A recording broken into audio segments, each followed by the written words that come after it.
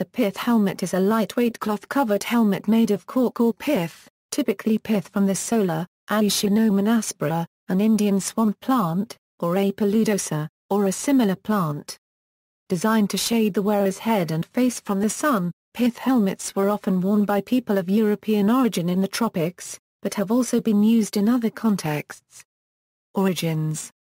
Crude forms of pith helmets had existed as early as the 1840s, but it was around 1870 that the pith helmet became popular with military personnel in Europe's tropical colonies. The Franco-Prussian War had popularized the German Pickelhaube, which may have influenced the distinctive design of the pith helmet. Such developments may have merged with a traditional design from the Philippines, the salacot. The alternative name salacot appears frequently in Spanish and French sources. It comes from the Tagalog word salaksak. During the revolution in the Philippine-American War, Emilio Aguinaldo and the Philippine Revolutionary Military used to wear the pith helmet borrowed from the Spaniards alongside the straw hat and the native salacot. Originally made of pith with small peaks or bills at the front and back, the helmet was covered by white cloth, often with a cloth band around it, and small holes for ventilation. Military versions often had metal insignia on the front and could be decorated with a brass spike or ball-shaped finial. The chin strap could be in leather or brass chain, depending on the occasion. The base material later became the more durable cork, although still covered with cloth and frequently still referred to as pith helmet. Colonial period, the Foreign Service helmet. The earliest appearance of sun helmets made of pith occurred in India during the Anglo-Sikh Wars of the 1840s. Adopted more widely during the Indian Mutiny of 1857–59, they were generally worn by British troops serving in the Ashanti War of 1873, the Zulu War of 1878–79 and subsequent campaigns in India, Burma, Egypt and South Africa. This distinctively shaped headwear came to be known as the Foreign Service helmet. During the Anglo-Zulu War, British troops dyed their white pith helmets with tea, mud or other makeshift means of camouflage. Subsequently khaki-colored pith helmets became standard issue for active tropical service. While this form of headgear is particularly associated with both the British and the French empires, all European colonial powers used versions of it during the late 19th and early 20th centuries. The French tropical helmet was first authorized for white colonial troops in 1878. The Dutch wore the helmet during the entire Iraqi War and the United States Army adopted it during the 1880s for use by soldiers serving in the intensely sunny climate of the southwest United States. It was also worn by the Northwest Mounted Police in policing northwest Canada, 1873 through 1874 to the Northwest Rebellion and even before the Stetson and the Yukon Gold Rush of 1898. European officers commanding locally recruited indigenous troops, as well as civilian officials in African and Asian colonial territories, used the pith helmet. White troops serving in the tropics usually wore pith helmets.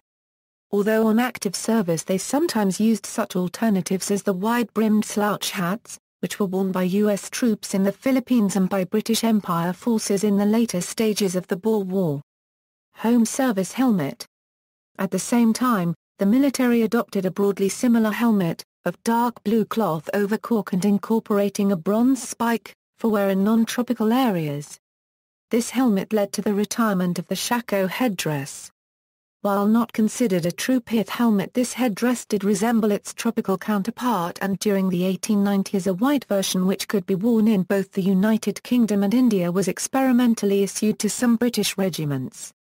Modelled on the German Pickelhaube, the British Army adopted this headgear in 1878. Most British line infantry, artillery and engineers wore the helmet until 1902, when khaki service dress was introduced. With the general adoption of khaki for field dress in 1903, the helmet became purely a full dress item, being worn as such until 1914.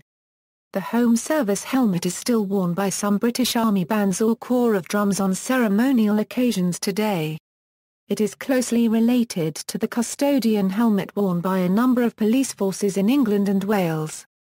The U.S. Army wore blue cloth helmets of the same pattern as the British model from 1881 to 1901 as part of their full-dress uniform. The version worn by cavalry and mounted artillery included plumes and cords in the colors of their respective branches of service. Black helmets of a similar shape were also part of the uniform of the Victoria Police during the late 19th century. It may have been worn by some of the police involved in the shootout with the legendary bush ranger Ned Kelly at Glenrowan, although contemporary sketches show kepis being worn. 20th century. Pith helmets were widely worn during World War I by British, Belgian, French and German colonial troops fighting in the Middle East and Africa. Helmets of this style were used as late as World War II by Japanese, European and American military personnel in hot climates. Included in this category are the sun helmets worn in Ethiopia by Italian troops, the Royal Netherlands East Indies Army, Union Defence Force, and Germany's Afrika Korps, as well as similar helmets used to a more limited extent by US and Japanese forces in the Pacific Theater. During the 1930s the locally recruited forces maintained in the Philippines used sun helmets. The Axis Second Philippine Republic's military, known as the Bureau of Constabulary, as well as guerrilla groups in the Philippines also wore this headdress. The Ethiopian Imperial Guard retained pith helmets as a distinctive part of their uniform until the overthrow of Emperor Haile Selassie I in 1974. Imperial Guard units serving in the Korean War often wore these helmets when not in actual combat. The British Army formally abolished the tropical helmet in 1948. Naval use. While not usually perceived as a headdress suitable for sea wear, a white tropical helmet was issued to personnel of the French navies serving in the Red Sea, Far Eastern waters and the Pacific between 1922 and the 1940s. Prior to World War I the British and other navies had sometimes provided pith helmets for landing parties in tropical regions. Wolseley pattern. The Wolseley pattern helmet is a distinctive British design developed and popularised in the late 19th and early 20th century. It was the official designation for the universal sun helmet worn by the British Army from 1899 to 1948 and described in the 1900 dress regulations as the Wolseley pattern cork helmet.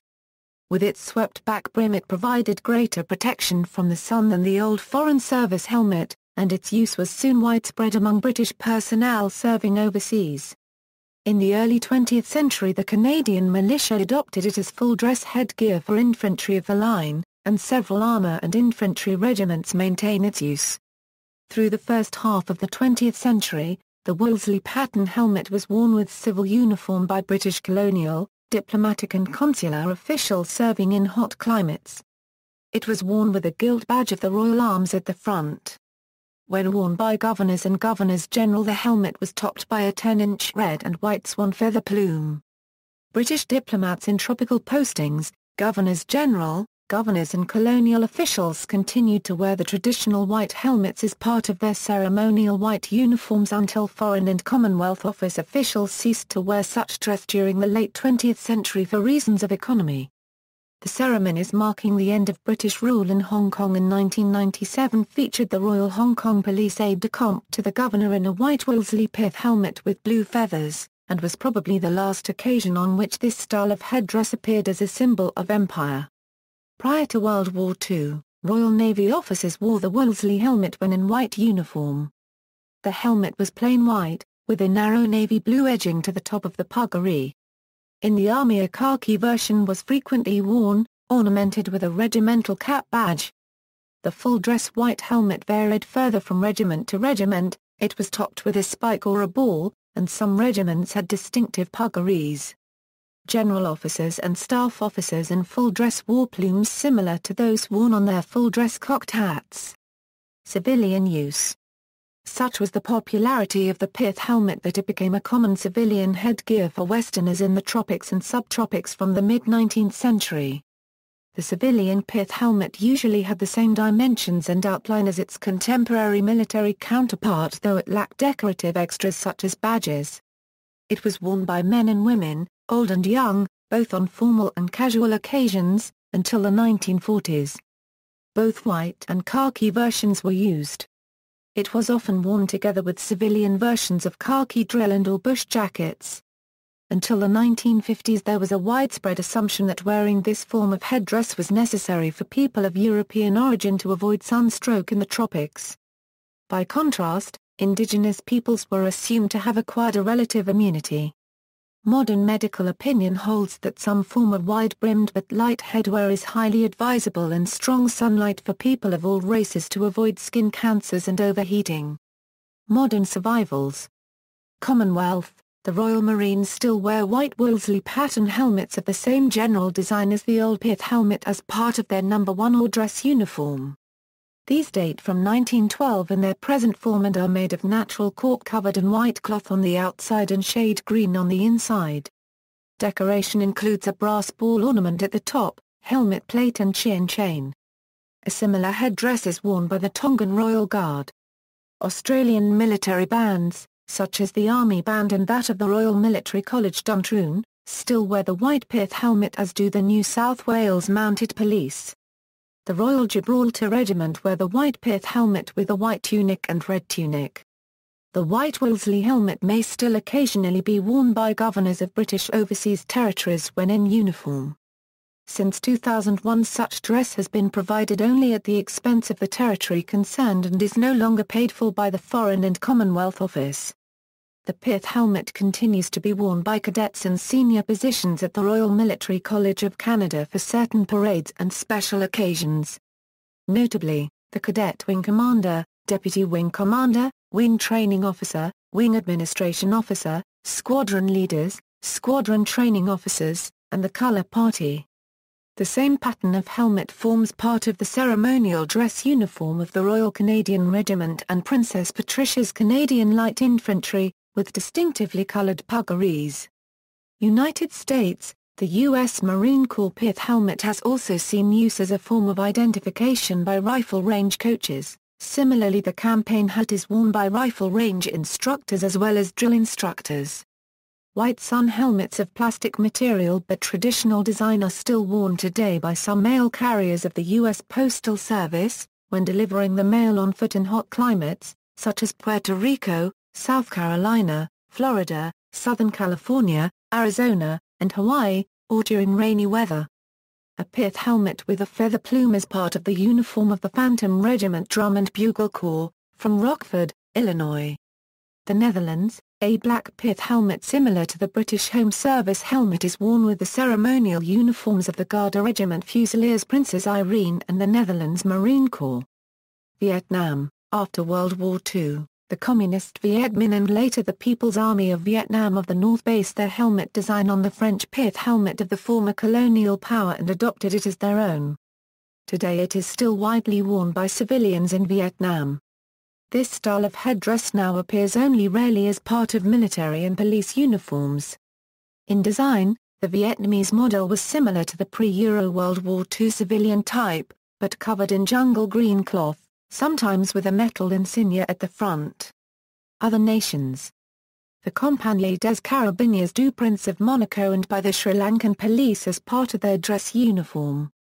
In the Philippines, some ceremonial units use sun helmets, as do the Royal Guards of the Royal Thai Army. Pith helmets with black puggarees were the standard duty headgear used by highway traffic officers in the Dominican Republic's National Police up until the beginning of the 21st century, when these units were replaced by the creation of the Autoridad Metropolitana de Transporte Corps, who were issued dark green Stetson hats instead.